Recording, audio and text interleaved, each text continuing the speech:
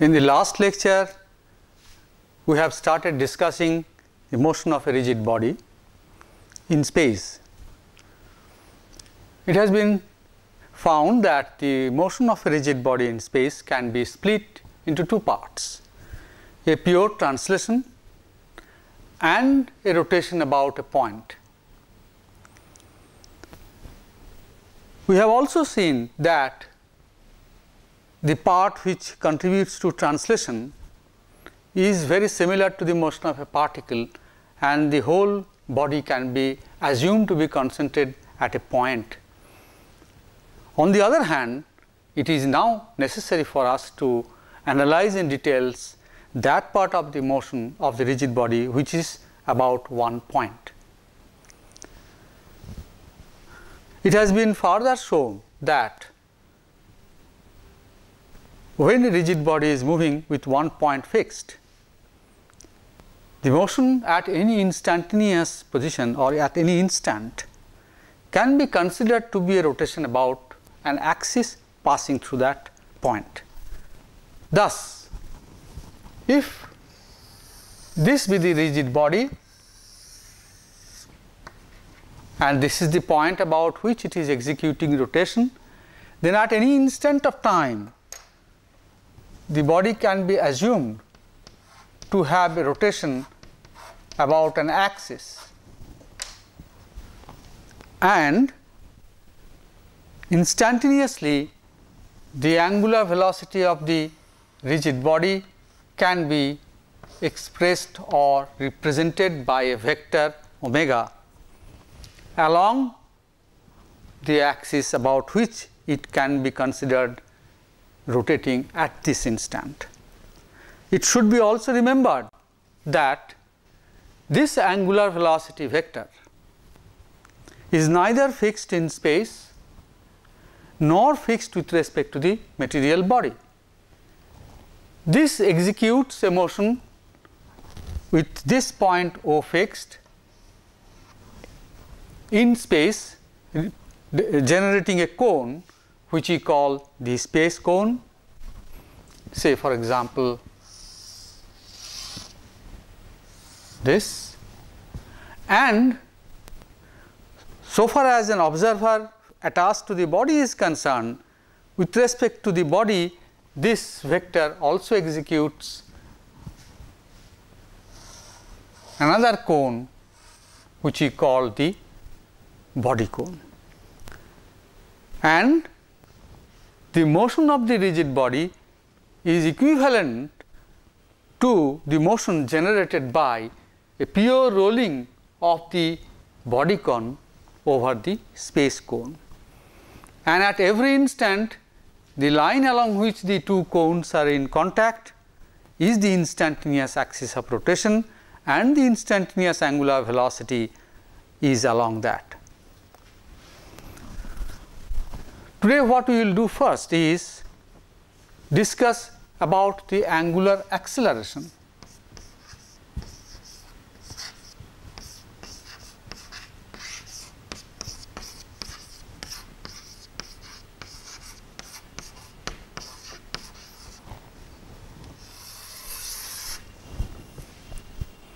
Now, what is an angular acceleration? Angular acceleration we know is the rate of change of angular velocity.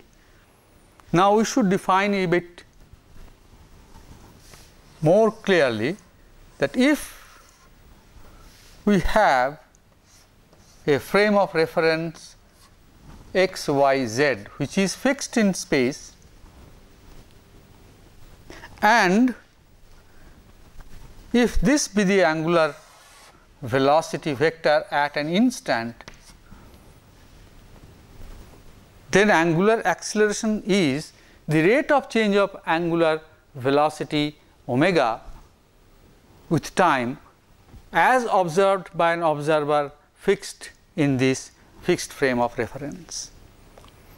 Now, we have seen that this angular velocity vector, since it is a vector, it can change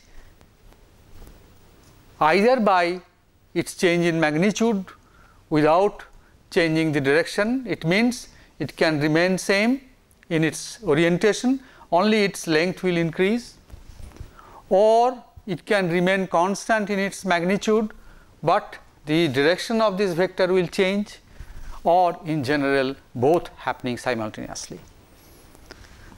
To find out the rate of change of this angular velocity vector, therefore, what we do is we first consider a frame of reference small x, y, z with the origins of the two coordinate systems coinciding all the time. This angular velocity or this frame of reference, in general we may assume that it has an angular velocity capital omega with which this small x, y, z is rotating with respect to the fixed frame.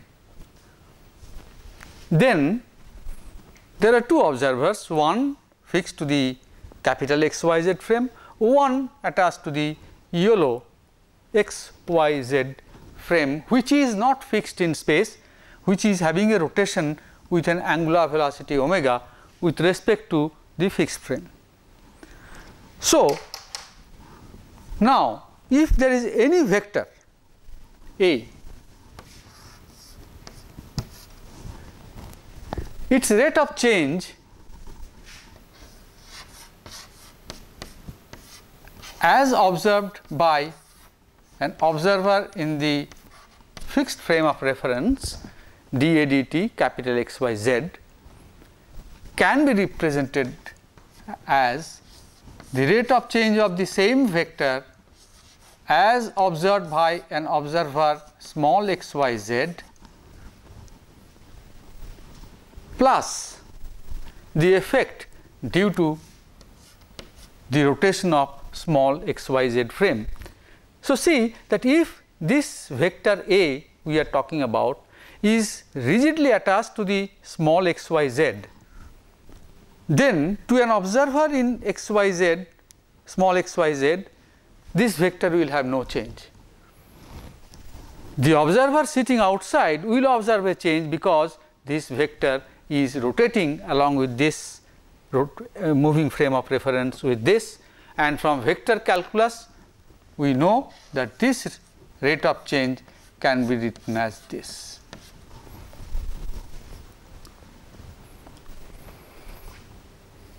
So, the angular velocity vector omega will also have the same equation fulfilled, that rate of change of angular velocity as seen by a fixed frame of reference is the angular acceleration by definition, and it will be equal to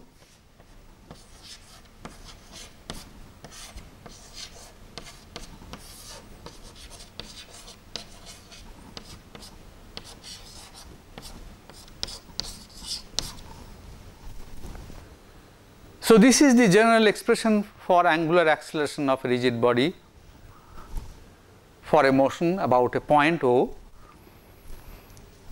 Now, I think to explain this better, let us consider an example.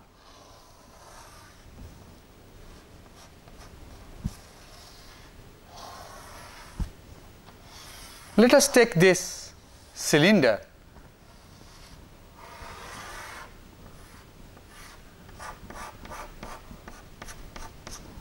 that is mounted on a shaft, and the shaft is again mounted horizontally, in this case on a vertical shaft, which is rotating with an angular velocity omega 2. So, the whole drum or the cylinder is being carried by this horizontal arm, which is rotating with this angular velocity. At the same time, we provide a rotation about this horizontal axis with an angular velocity omega 1. So, as you can see that this point which is on both the axes is fixed in space, it cannot have any motion. Now, what is the angular acceleration of the cylinder? Let us find out. So, what we will do? We will do the same way. We will have one frame of reference which is fixed, say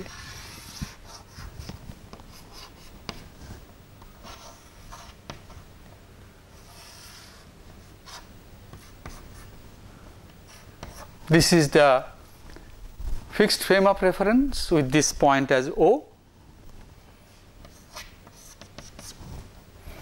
This is the moving frame of reference, momentarily coinciding with the fixed frame of reference capital X, Y, Z. The angular velocity components, that means the velocity of the body about the shaft, is omega 1, and velocity of the shaft itself or the axis of rotation itself is omega 2. Now, what we do? We consider this small xyz frame to be rigidly attached to this horizontal axis carrying the drum. So, therefore, this omega 2 is nothing but the angular velocity of this small xyz frame, which is rigidly attached to the shaft carrying the drum. So, now from this relation, that angular acceleration of this can be written as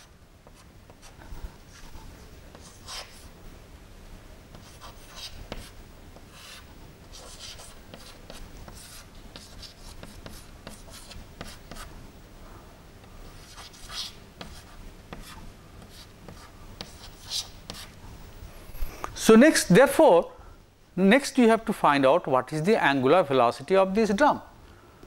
We have seen in the previous lecture that at any instant the angular velocity of the drum is nothing but the vector sum of the two components. Or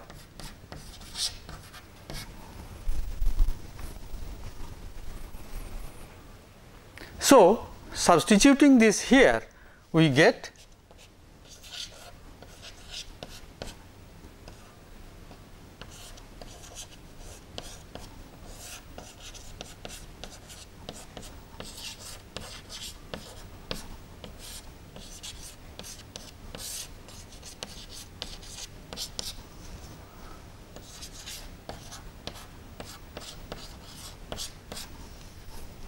because omega 2 cross omega 2 is 0.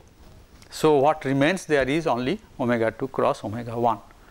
If we consider a situation where the magnitudes of the angular velocity components omega 1 and omega 2 are constant, then we will find that both this term and this term will be 0, because there is no change in omega 1 as observed by an observer sitting on the moving frame of reference, though with respect to fixed frame it is changing direction, but an observer sitting with the moving horizontal shaft will not see any change in the angular velocity omega 1. So, this will be 0. Similarly, this observer will also not see any change in the omega 2 angular velocity component. So, that will be also 0. So, this in a particular case where omega 1, omega 2 are constant,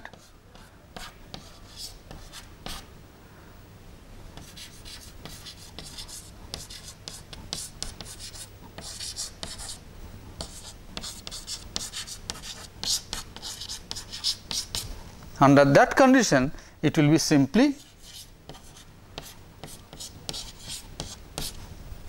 we can simplify further in this way. We can represent omega 1 and omega 2 in terms of the unit vectors along this. So, unit vector along small x will be I, unit vector along small y direction is j, and unit vector along the small z direction will be k.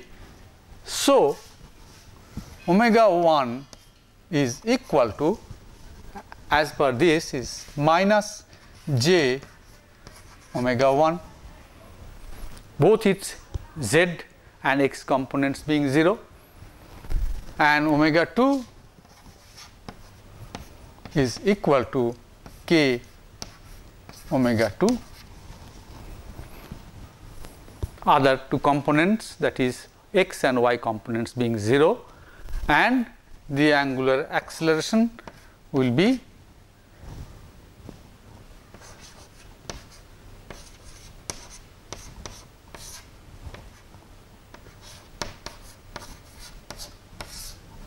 and this is equal to k cross j, which is minus I, and this minus and that minus can becomes positive 1. So, angular acceleration of the drum is given by this, and you can see it is directed towards x axis, it is also a vector.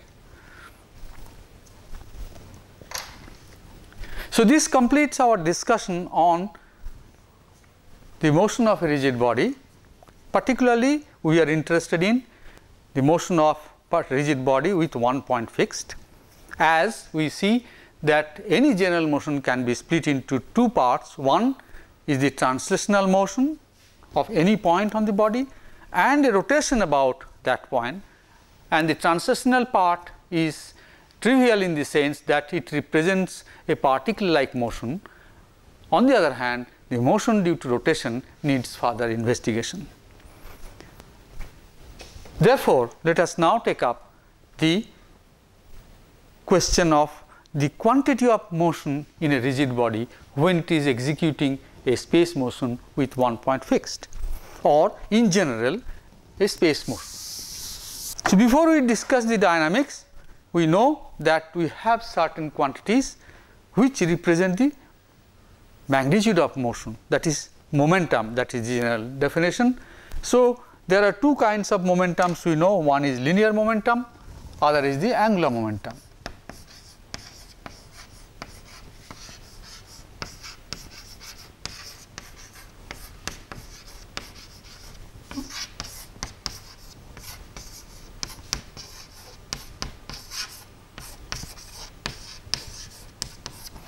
Now, again this is a quick recapitulation of our knowledge of dynamics. We are not going to have detailed discussion.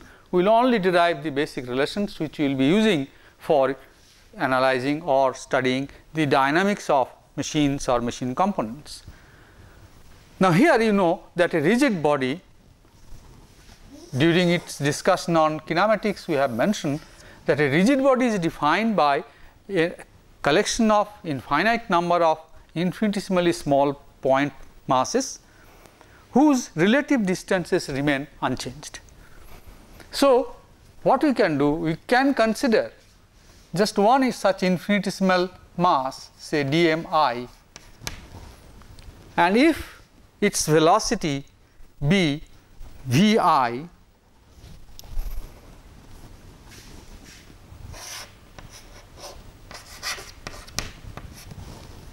then the linear momentum of this particle is simply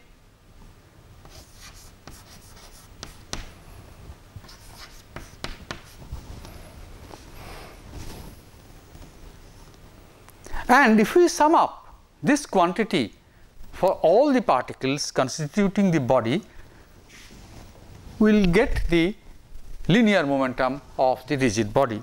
So, if we use symbol p to represent linear momentum, of course, it is a vector. So, it is p vector. We have to just sum it up for all the particles.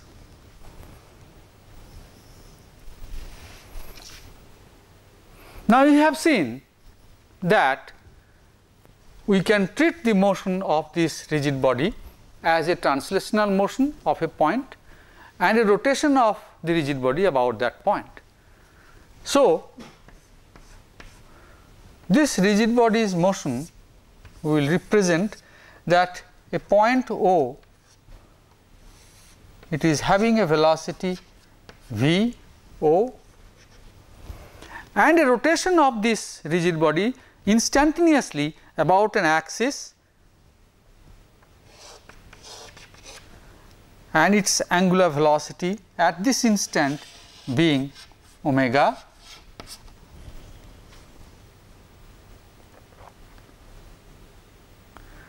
If this be the case, then a particle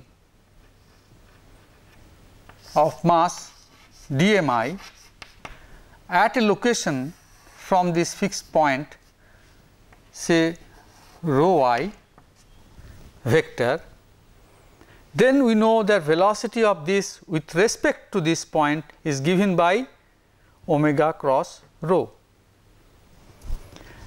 So, therefore, the total velocity of this point will be velocity of the point O plus omega cross rho I. So, the velocity of this point V O plus the velocity of this particle with respect to this point, which is given by omega cross rho I, and we know that any velocity between 2 points on a rigid body has to be due to rotation, because the distance between the 2 points cannot change in a rigid body.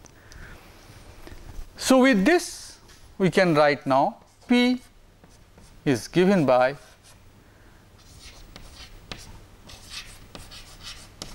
summed over I all the particles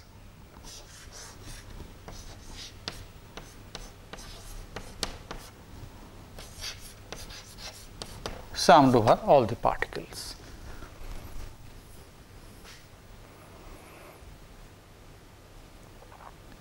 Now, in this case we find that this summation is over all the particles, where this V 0 or V O rather is common to all particles. So, we can take this V O outside and sum over all the particles their mass, which is nothing but the total mass of the object,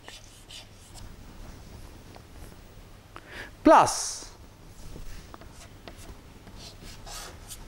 omega cross, sorry, just a moment. Here also we can see omega is constant for all the particles. So, we can take omega term outside the summation and we get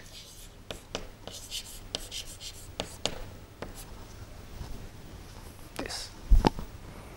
Now, if this particular point O we have chosen happen to be the center of mass, if this happen to be the center of mass, then by definition of center of mass this term is 0, and therefore, the linear momentum of a rigid body is the velocity of this point, which is now the center of mass g rather than being any point, into m, and this part is 0. So, in effect the linear momentum of the rigid body is represented or is determined by the consideration that the whole body is concentrated into a particle of point mass at the center of mass of the body, or this is nothing but the linear momentum of a particle located at the center of mass having the same mass as the whole body.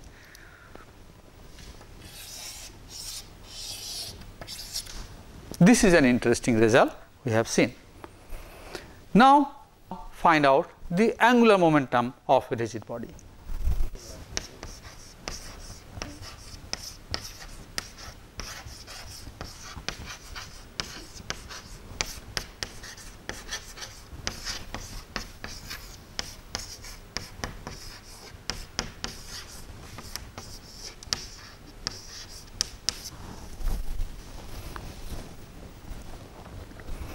Now, when we talk about angular momentum, you know that we must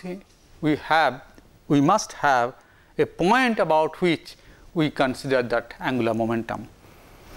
Unlike linear momentum, which can be defined without any reference to a specific point, but in case of angular momentum, we need a reference point about which we are defining the angular momentum.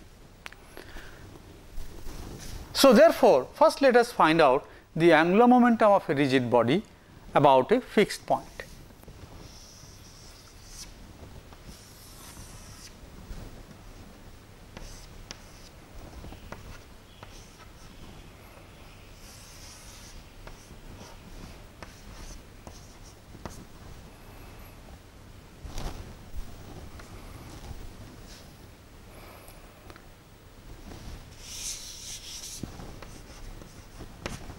So, this is the rigid body, and we have seen that the center of mass G is a very convenient point for defining certain quantities, as you will see. So, we first define its distance from a fixed point O by the vector rg, and the particle under consideration dmi, which is at a distance rho I from the center of mass and at a distance ri from the fixed point O. Then the definition of angular momentum tells that angular momentum of this particle about point O, so dLO I, if we define that as the angular momentum of this elementary mass about this point, will be equal to the linear momentum of this, which is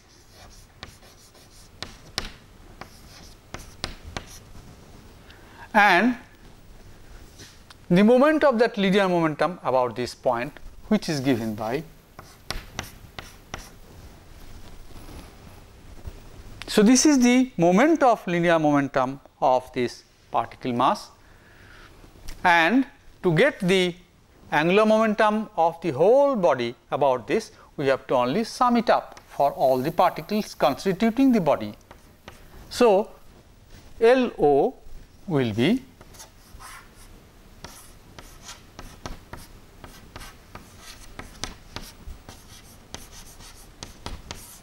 summed over all the particles.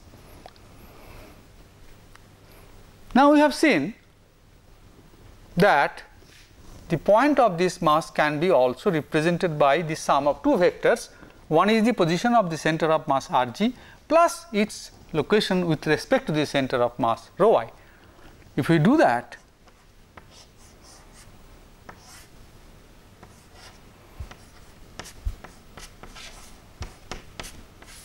this represents this cross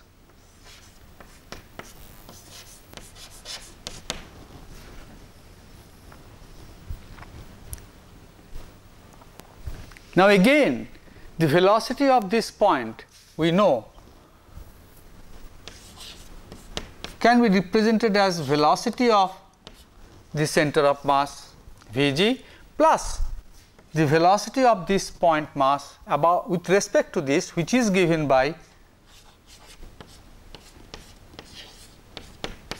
where omega is the angular velocity of the body with and rho I is the distance or location of the point mass with respect to the center of mass. If you substitute this, then the angular momentum about point O will be given by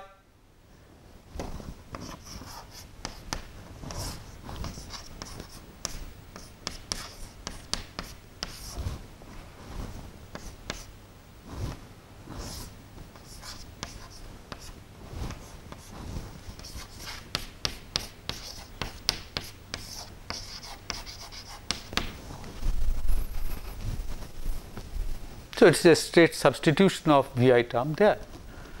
Now, if we expand, you will get Rg cross Vg dmi plus Rg cross omega cross rho I dmi summed over I plus rho I cross Vg dmi and plus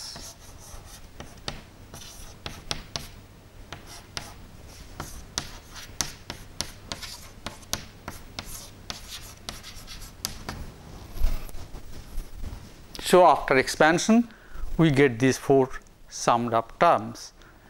Now, let us examine these four terms.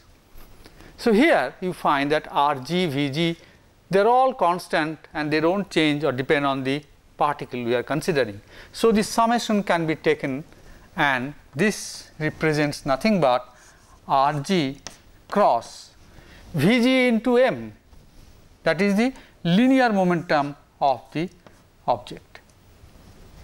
As we have seen, linear momentum of object is nothing but Vg into m. The second term, you see that this is something which does not depend on the particle, omega also is constant. So, the summation will be taken over here, and by the definition of center of mass we know that sum rho I dmi is 0. So, this term will vanish. Same will be the situation with this, because Vg is constant. So, what we can do, we can take dmi here and do the sum and then take the cross product with Vg, and again by definition the sum dmi rho I is 0. So, the other term which remains will be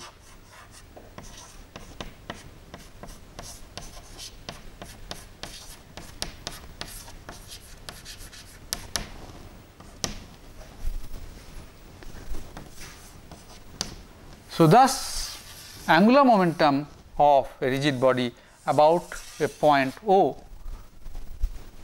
is given by this. Now, we consider two more situations. This is a perfectly general case. Two more cases where the motion of the rigid body about point O as a fixed point, let us take that case. Now, as I said, let us consider this case where a point O of the body is fixed in space and body is rotating about this point. So, this is a simpler situation, and the particle mass dmi is considered to be at a location Ri with respect to this point O. Then its velocity will be simply omega cross Ri, and the angular momentum about O will be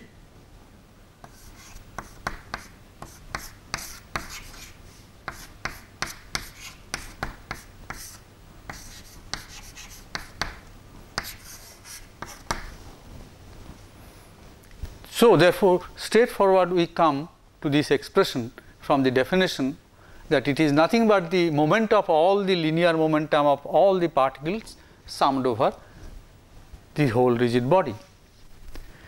If O happens to be the center of mass, then the angular momentum of a rigid body about the center of mass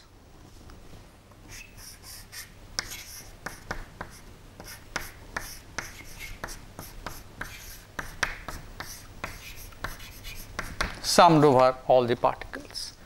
So, these are the two cases where a point on the rigid body is fixed, and in a special situation when that particular point is the center of mass. We will require these expressions at a later time. Now, let us come to the question of the inertial properties. We know that in case of simple fixed axis rotation of a rigid body, the inertial property of the body is defined by a quantity we call moment of inertia, which is nothing but the second moment of the masses of all the particles about that axis, and angular velocity into the moment of inertia gives us the angular momentum in case of planar rotation, as we have seen. So, let us now investigate little bit about the inertial property of a rigid body in space motion. So, if we take the angular momentum of a rigid body,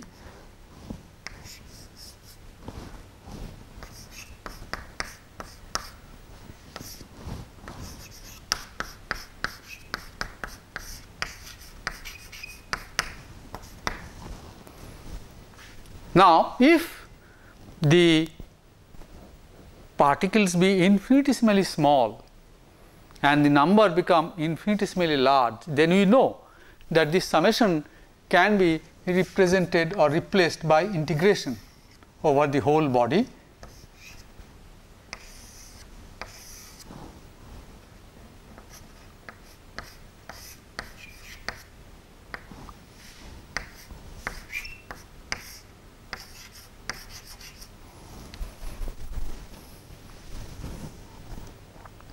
Now, we would like to have a more clear definition, or rather in more concrete terms, this quantity. To do that, let us consider these position vectors are in terms of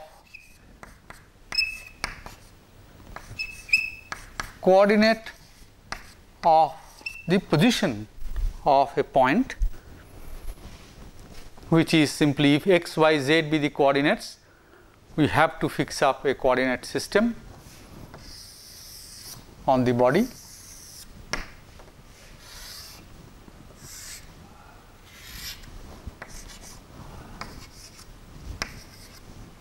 So, any point, its location will be x, y, z, and the vector r will be given by this, where I hat, j hat, k hat are nothing but the unit vectors along the axis x, y, and z respectively.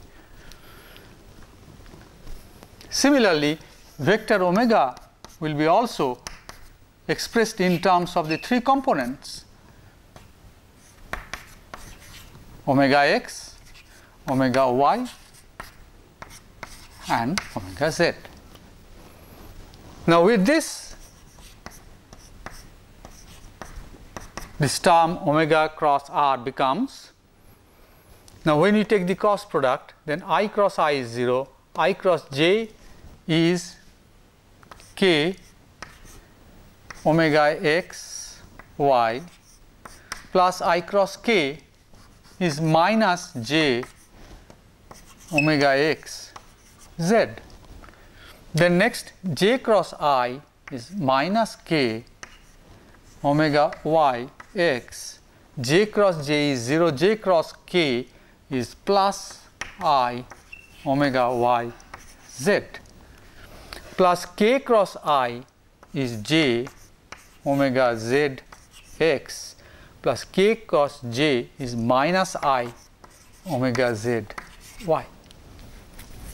So, this is equal to I omega y into z minus omega z into y plus j omega z into x minus omega x into z plus k into omega x into y minus omega y into x. This is omega cross r. Now, if we take this term r cross omega cross r, then we have to again pre-multiply this by r. So, it will be I cross I is 0, I cross j will be k, and this x into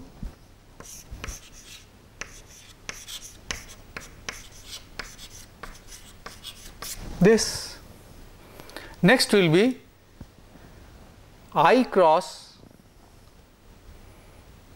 k will be minus j omega x x y minus omega y x square. Next, let us take j cross this, j y cross this.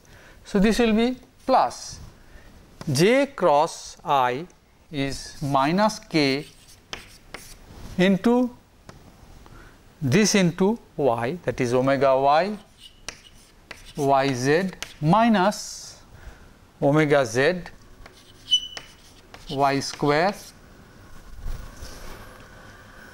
plus j cross k that is plus I into omega x y square minus omega y x y. The last term will be this cross this. So, k cross I is plus j omega y z square minus omega x omega z y z plus k cross j is minus I to omega z x z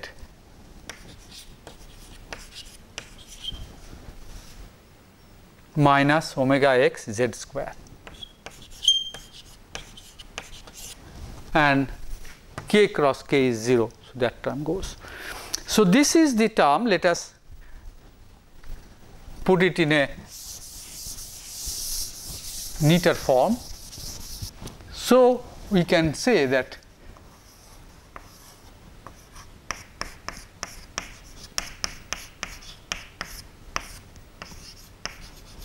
over the whole body can be written as I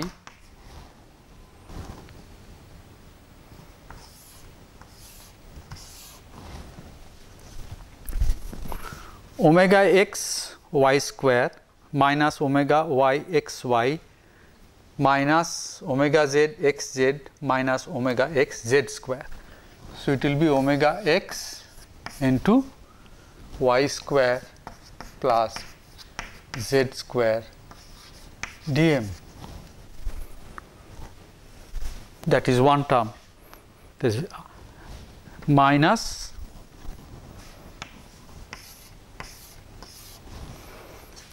omega y x y dm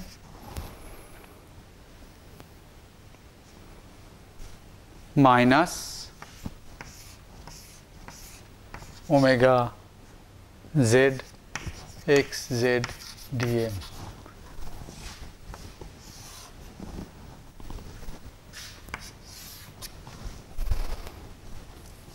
Plus j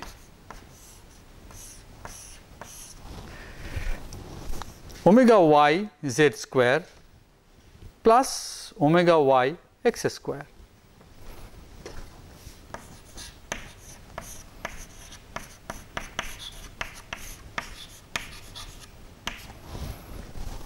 Next, omega z y z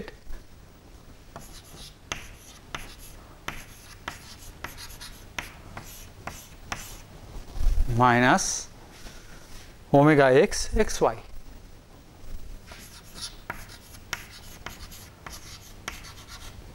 So, this is the jth component of the angular momentum, remember that, plus k, that is the z component, k into omega z x square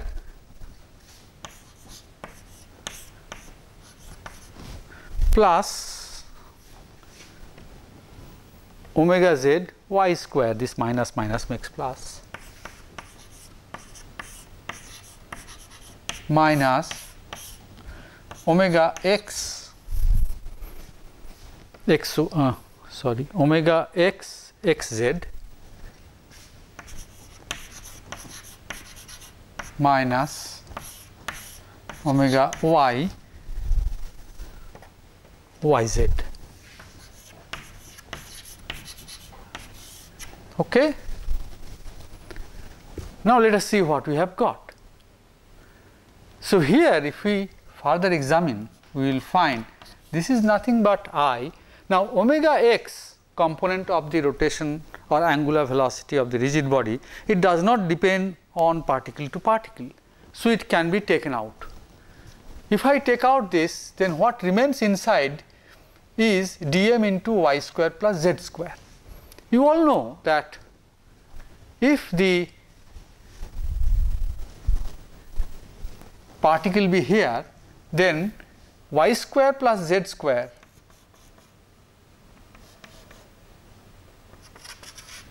this is y square, this is y and this is z. Now y square plus z square is nothing but the perpendicular distance of this point, square of that, about x. So mass of this particle into distance square from x, if you sum it over, then it is nothing but the moment of inertia of the rigid body about the x axis, and we denote it by Ixx.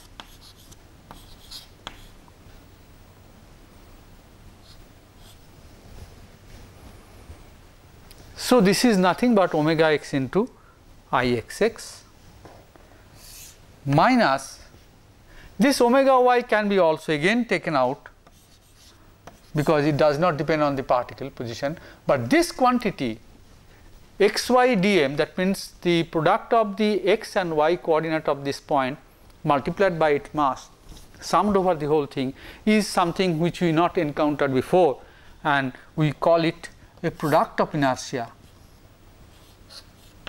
Ixy.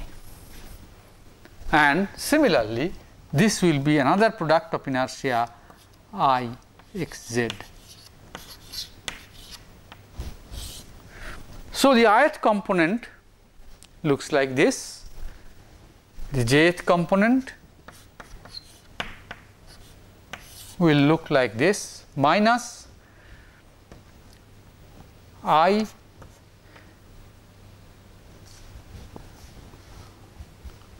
minus I omega I xy omega x plus, this is again nothing but the moment of inertia of the rotating body about the y axis, and we define it by Iyy, and the third remaining term, this one, is Iyz omega z, and the k component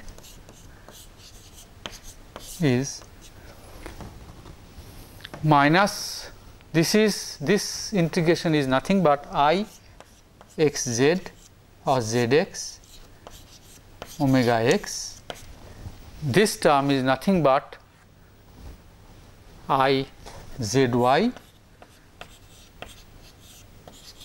omega y, and this term is nothing but the moment of inertia about the z axis Izz omega z.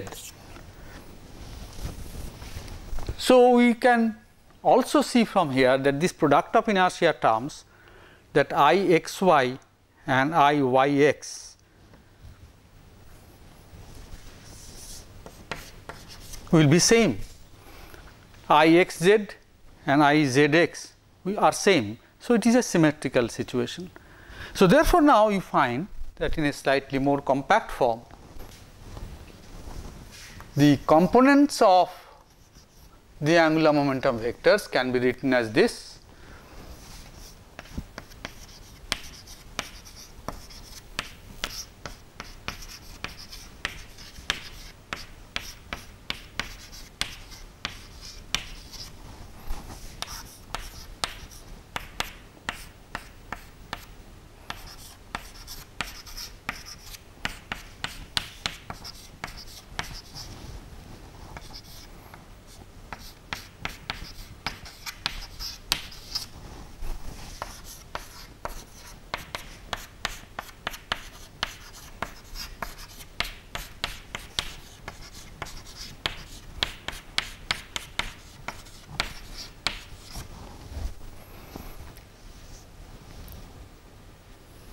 Now we should also see that angular momentum of the object is a vector quantity. Now angular velocity is also a vector quantity. So here you could represent in matrix form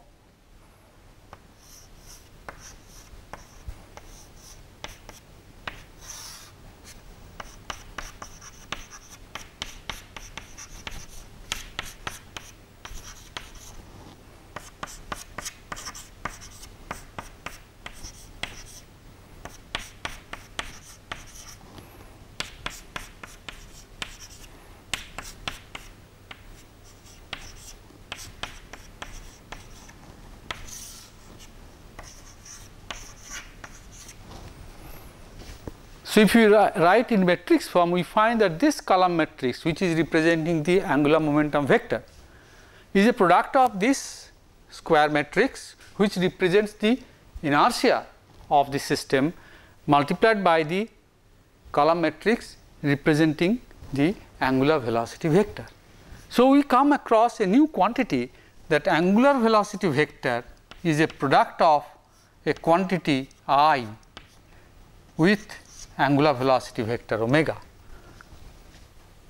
Now, this cannot be a vector, we can see, because the product of two vectors are either a scalar in case of dot product or a vector in case of cross product, but it is always at right angles to the two vectors whose product we are taking. But in this particular case, there is no such compulsion. So, this quantity is something different from a vector. It cannot be a scalar also, then the two vectors would have been in the same direction, and we call such quantities, which are represented by a matrix of 3 by 3 matrix, we call this is a quantity which is of a higher level than a vector, and we call it a tensor. We need not bother much about the tensor, except for the fact knowing that this inertial property of a rigid body needs to be defined by a tensor. It cannot be defined by a scalar, as in case of a particle or planar rotation of rigid bodies, nor can it be represented by a vector, something higher than that, and that is why we call it the tensor. So, angular momentum of a rigid body is inertia tensor with that point O as the reference point multiplied by the angular velocity this. It is a very complicated situation, as you can see, and handling this kind of expressions is not very convenient, but we are lucky in one sense. In case of all rigid bodies, it can be proved, we need not go into the proof, it can be proved that we can always select the x, y and z axis in such a manner that the products of inertia vanishes, and these set of axes are called principal axes.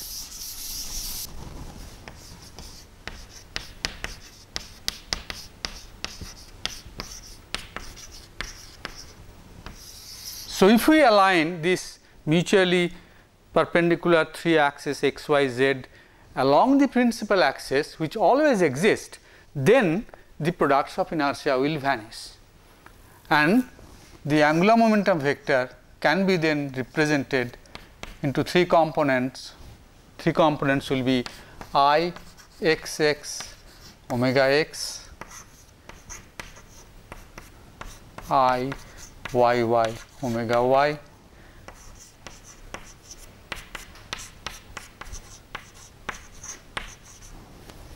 so it is a very happy situation. The expressions are much simpler, but still we should remember that it is still a tensor, and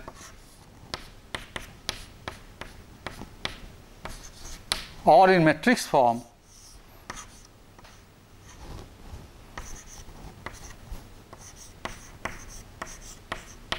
still we need to have a matrix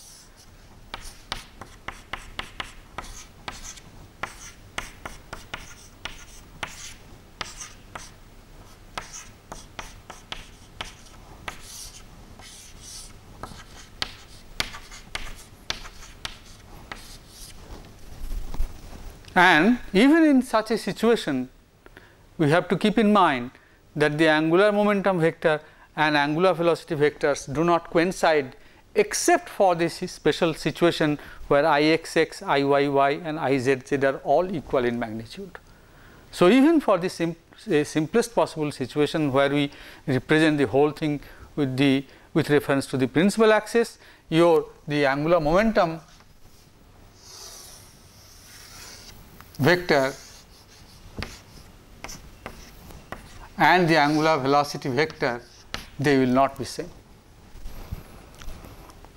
I think this gives us some idea about the inertial property of a rigid body we find that it is a very more complex situation than a particle or simple particle or even planar motion of a rigid body. It needs in general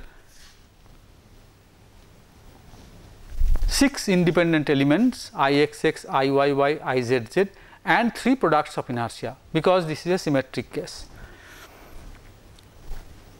Now, I think when you go to the discussion on the dynamics of a rigid body, then obviously we have to now find out the rate of change of this momentum, which we have found out, and found out the expressions which we intend to take in the subsequent lecture.